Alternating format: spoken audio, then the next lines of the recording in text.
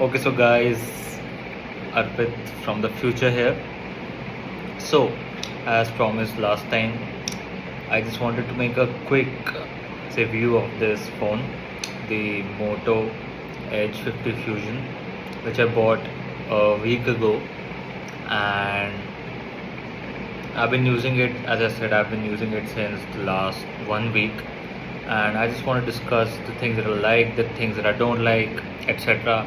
Spoiler alert, it's good, but yeah, there's some things that I want to discuss that you know would help you make the decision if you should buy this phone or not. Okay, so like before I begin, just a quick disclaimer: I am using this phone as my secondary phone, not as my primary phone. So there are some features which I don't kind of care about, which are handled better by my primary phone, that is the iPhone 14 Pro. And so I might not touch into those things that deeply. So feel free to check out any other reviews if you want a detailed review on that things which I'm going to miss out in this or touch not as much as other features that I'm going to talk about in this review. So yeah, let's go. First of all, let's just start with the worst thing possible that I could figure out about this phone after 1 week of usage is the haptics. Okay, so right out of the box, I was hating the haptics. Like, I can't even tell you that I used the haptics for even an hour. I just switched off the haptics, the keyboard haptics, within an hour of usage. They were so cronky, they were so. I don't even know what to say. Like, coming from an iPhone, they were way worse. But like, some users might find it usable or workable, but personally I hate them, and it's been better. Like, the keyboard experience has been better without haptics, so I just turned off the haptics from the keyboard. Second thing, let's talk about the screen. So as you may know, it has a POLED 6.7-inch screen, I guess, with 144 hertz of with 144 hertz refresh rate. So after 1 week of usage, I'll just put it simply, I have no issues with the display. It's beautiful, it's gorgeous, it curves from the side, it's everything I needed in display at this price point especially. And yeah, I mean, no complaints of the display so far, nothing. Now let's talk about the battery. Yeah, so as you can see right now, I don't know if it's visible or not, but my phone is at 20% right now. So now let me tell you, last time I charged this phone, today is 25th. The last time I charged this phone was on 22nd. Now I know again, this is my primary phone, so the usage is about maybe even less than 3 hours a day, but still, like, it's a pretty damn good battery. I'll even expect it to go, like, even if I use it a bit less, I'll expect it to go about 4 days for me. Okay, I think I over exaggerated it a bit. Let's say I use it for 2 hours a day, right? So it's still, after 3 days, it's still at 20%. So I think that's pretty good battery, and given that it already has 68 watt charging in its box, 68 watt charge in its box, it's pretty useful. And I mean, it's not pretty useful, but I mean, it is pretty useful, but it's pretty damn durable and long lasting. So yeah, that's it for the battery. It's full 10 on 10 more, 10 on 10 for battery. Next, coming to, again, as I mentioned at the start of the video, I kind of don't care about the cameras because I have been testing it. It's pretty good. and I'm sure that anyone who's struggling with it, I'm not struggling, but anyone who's not happy with the camera can just download a Gcam mod and they'll be good to go. With that being said, I don't even think that it requires a Gcam mod, but because the internal processing of the Moto stock camera is pretty good. I've been testing it with some photos from I've been comparing it with some photos from the iPhone 14 Pro, and not gonna lie, I mean they were worse, but it held pretty well. Like, one thing that I could say that it does better than the 14 Pro is the dynamic range. 14 Pro sometimes uh, doesn't quite capture the clouds when I'm taking photos at like if a subject is at the front and the sky is at the back. I think this phone does a better job at duplicating the dynamic range. And apart from that, I think it's because it has a bigger sensor of some or something. I don't know, but yeah, overall at this price point, I'll give the camera a 8.5 out of 10. But yeah, it's for you to decide, because again it's my secondary phone, so I kind of don't care about camera as much as you might do. Now on to the next part of this phone. It's the performance.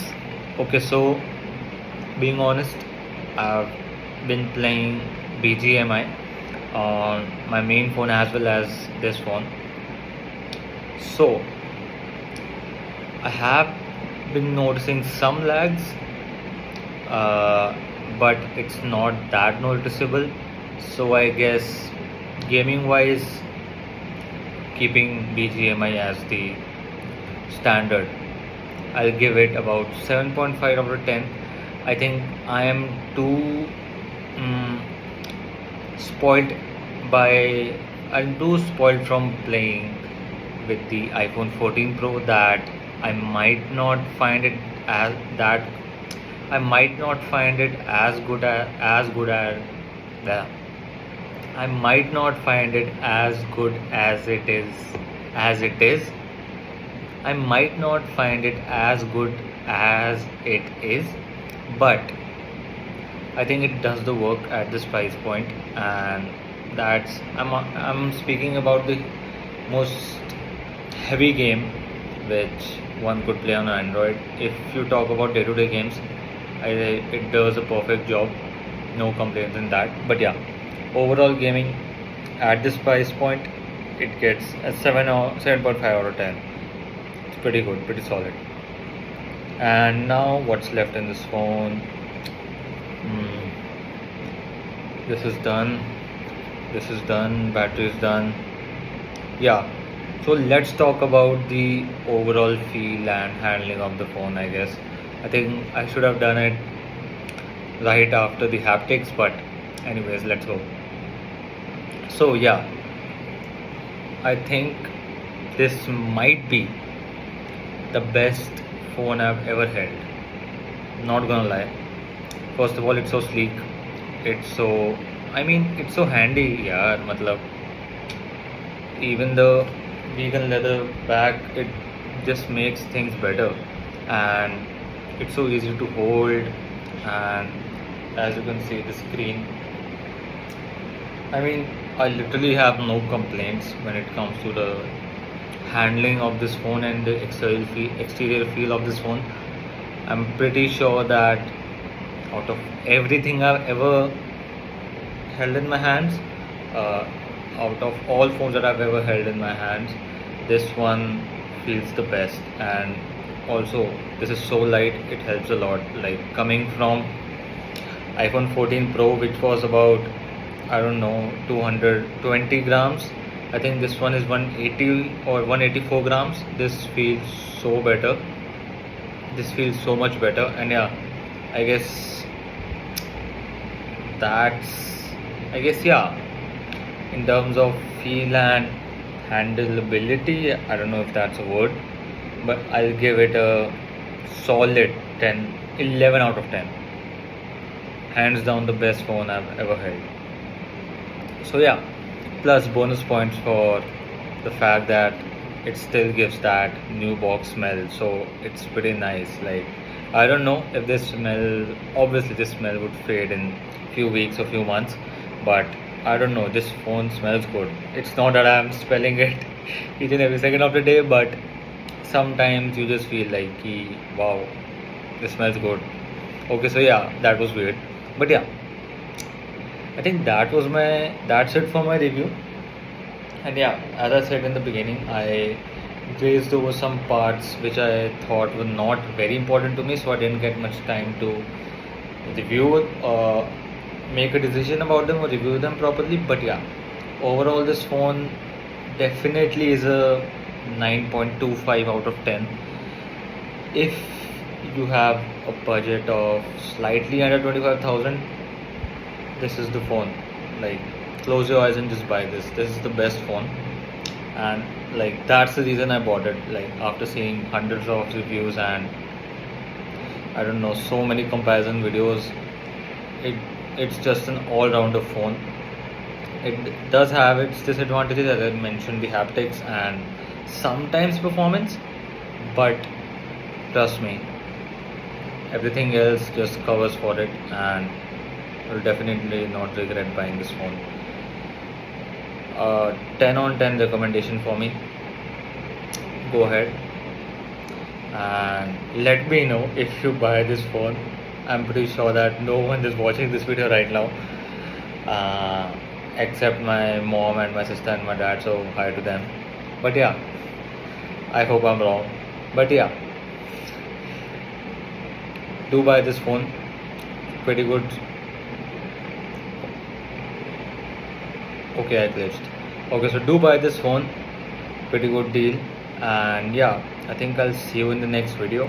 I don't know what my next video would be, but I guess I don't know. I'll just see you in the next video. Peace out. Bye.